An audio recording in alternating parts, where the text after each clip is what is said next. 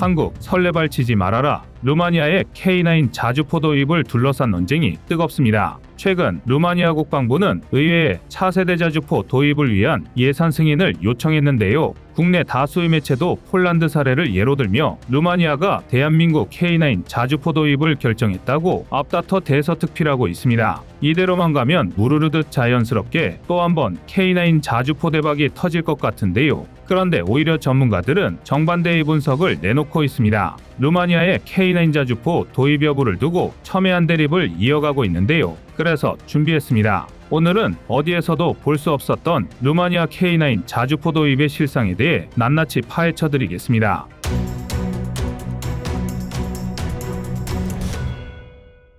루마니아의 자주포 도입 예산안은 금액으로만 따져도 19억 2,300만 달러, 하나 약 2조 5천억 원이 넘는 초대규모 사업입니다. 총 2단계로 구성된 이번 사업은 1단계에만 자주포 53문 구매가 계획되어 있는데요. 현재상으로 보면 한 개 대대 18문씩 완전히 새로운 포병여단 하나를 창설할 만큼의 물량을 도입하는 셈입니다. 단순 규모 면에 있어서는 전 세계 각국에서 진행 중인 자주포 도입 사업 중에서도 손에 꼽을 만한 수준입니다. 게다가 루마니아는 대대적인 군연대화 사업을 추진하고 있습니다. 다시 말해 이런 대규모 사업이 한두 번으로 끝나지는 않을 것이라는 뜻입니다. 실제로 이미 2023년부터 시작되는 차기 전차 도입 사업을 준비하고 있는데요. 이런 대규모 전력 개편은 일반적으로 같은 나라의 무기 체계를 도입하는 경우가 대부분입니다. 운영 난이도 측면이나 유지보수 측면이나 체계가 단순할수록 효율이 높기 때문인데요. 이를 군에서 얼마나 중요하게 생각하는지는 폴란드의 사례를 보면 확실히 알 수 있습니다. 현재 폴란드는 지상전력에서만 K2 흑표 980대, K9 자주포 670문 도입을 추진하는 등 사실상 군편제를 대한민국 무기체계로 송두리째 바꾸고 있는데요.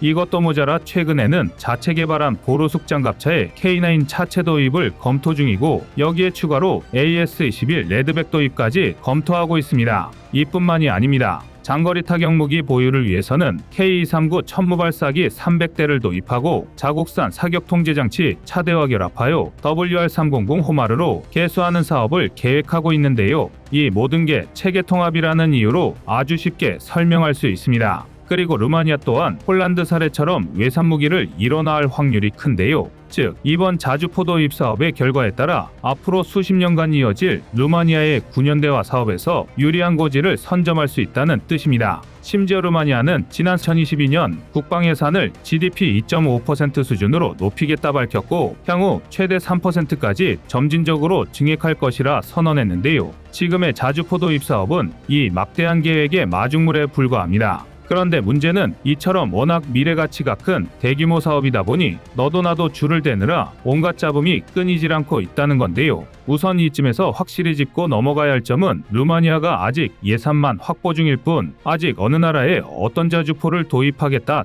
특정한 상태는 아니라는 것입니다. 하지만 그럼에도 불구하고 현재 가장 유력한 도입 후보로 거론되는 건 다름 아닌 대한민국의 K9 자주포인데요. 지난 4월 4일 루마니아 군사 전문 매체 디펜스 루마니아는 국방부의 자주포 예산 승인 요청을 최초로 보도하며 대한민국의 K9 자주포가 도입 기종으로 가장 유력하다고 못 박았습니다. 이는 단순히 K9의 성능이 독보적이라거나 전세계 방산시장 점유율 70%에 이를 만큼 무수한 검증을 받았기 때문만은 아니었는데요. 루마니아의 K9 도입이 가장 유력하다 평가받는 이유는 이미 관련 논의가 여러 차례 오간 상태이기 때문입니다. 실제로 한폴 방산 계약을 계기로 대한민국 무기체계에 대한 루마니아의 관심은 실질적 움직임으로 나타나고 있습니다. 일례로 지난 2022년 9월부터 최근까지 루마니아 국방부 고위 관계자들은 무려 3차례나 한국을 방문하여 군사 분야 협력에 대해 논의했는데요. 특히 지난 1월 31일에는 테오도르 인치카시 병기총국장이 직접 현대로템과 하나에어로스페이스를 방문하여 K2 흑표, K9 자주포 생산시설을 견학했습니다.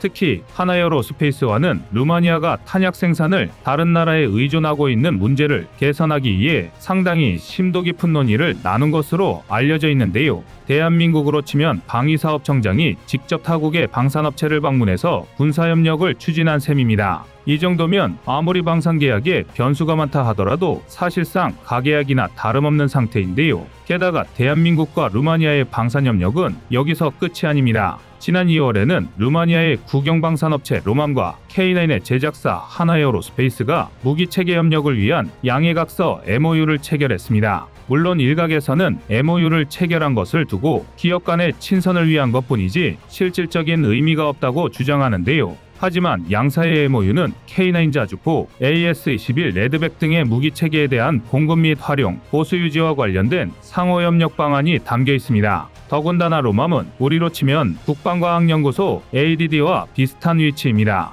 같은 국영방산업체 폴란드 PGG도 한폴 방산 계약에 있어 실무적으로 가장 큰 역할을 담당해왔는데요. 이를 알고 보면 로맘과 하나에어로스페이스의 협력에는 상당히 큰 의미가 내포되어 있음을 짐작할 수 있습니다. 오죽하면 국내 다수의 매체는 앞다퉈 루마니아의 K9 도입을 기정사실로 보도하고 있는데요. 하지만 일각에서는 대한민국이 축배를 들기에는 아직 조금 이르다는 주장도 만만치 않습니다. 루마니아의 지정학적 위치를 고려하면 대한민국 무기를 도입하는 게 시기상조라는 것입니다. 루마니아의 9년대화 계획은 2000년대 초반부터 시작되었는데요. 외적으로만 봤을 때 루마니아 육군은 비교적 약소한국력과 반대로 자국산 무기 체계를 상당수 보유한 나라입니다. 예를 들어 주력 장갑차인 MLI-84나 APRA-40 다연장 로켓 트럭, TR-85 전차 등은 모두 루마니아산 무기 체계인데요. 그러나 이는 어디까지나 표면적인 모습일 뿐 조금만 깊이 파고들면 그 뿌리에 전부 소련이 있다는 걸 알 수 있습니다.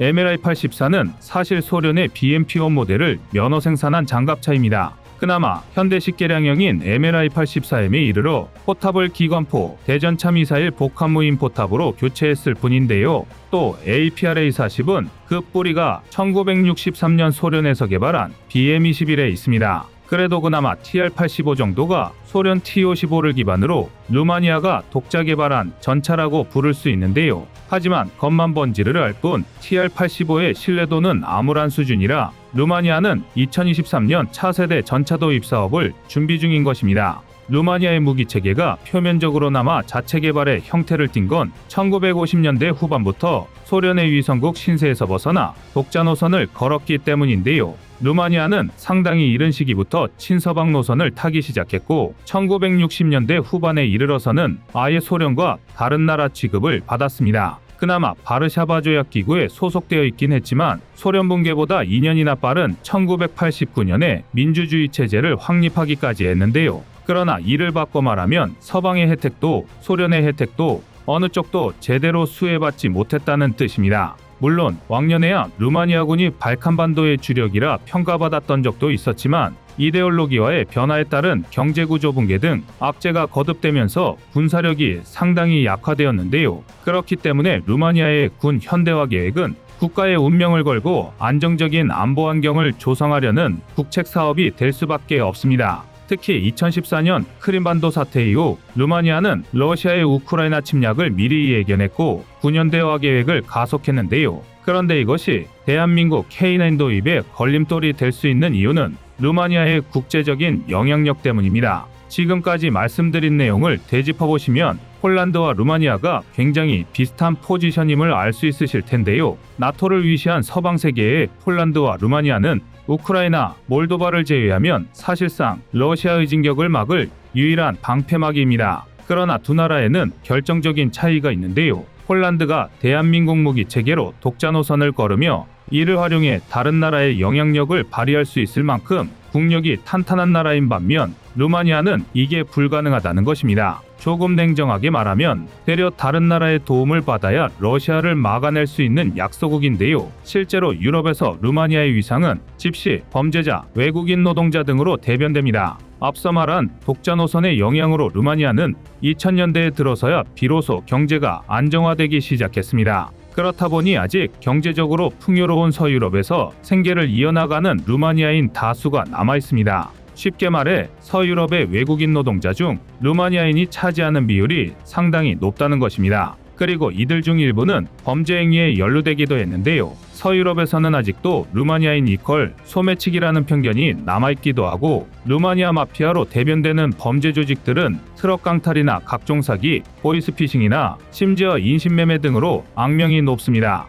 오죽하면 대한민국에서조차 위조된 신용카드로 사기를 치려던 루마니아 범죄 조직이 검거된 적이 있고 2018년에는 복제 신용카드로 ATM 사기 범죄를 노리던 루마니아 마피아가 체포되기도 했습니다. 그러나 여기서 중요한 건 그렇다고 루마니아의 치안이 나쁘냐 하면 또 그런 건 아니라는 것입니다. 오히려 치안 지수로 따지면 루마니아는 142개국 중 26위로 서유럽 선진국들과 크게 차이나지 않고 대한민국과 비교해도 고작 5단계 아래인데요. 일각에서는 루마니아를 밤에 혼자 걸어 다녀도 안전한 나라라고 표현하기도 할 정도입니다. 앞서 루마니아 마피아들의 범죄 행각과 비교하면 의외의 결과인데요. 이는 바꿔 말해 루마니아 내부 환경과 국제적인 위상에 상당한 괴리가 있다는 뜻입니다. 루마니아가 이격차를 줄이고 국제적인 편견을 해소하기 위해선 서유럽의 강대국들과 군사적, 외교적 관계를 맺는 게 가장 빠른 길입니다. 예를 들자면 한 대당 200억 원이 넘는 가격에 유지보수도 힘들어서 자국에서조차 외면받는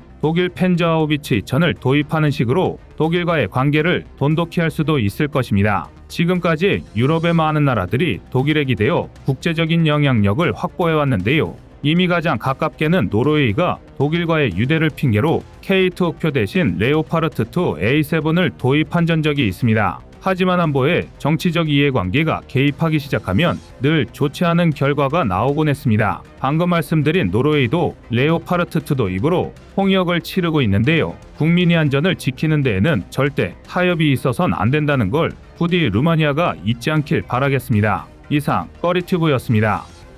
안녕하세요, 꺼리튜브입니다. 그동안 보내주신 사랑과 응원으로 1편 출간에 이어 이번에 꺼리튜브의 새로운 신작 세상에 밝혀지지 않은 현대무기 비하를 출간했습니다. 내용이 어려워 쉽게 다가서지 못했던 군사무기 이야기를 남녀노소 누구나 편하게 이해할 수 있도록 모아봤는데요. 그 누구도 알 수 없던 현대무기 비하의 숨겨진 이야기를 이제 온라인 서점이나 가까운 서점에서 만나볼 수 있습니다. 또 전문적인 군사무기 이야기를 알고 싶다면 꺼리튜브 1편인 대한민국 육해공 군사무기도 준비되어 있습니다.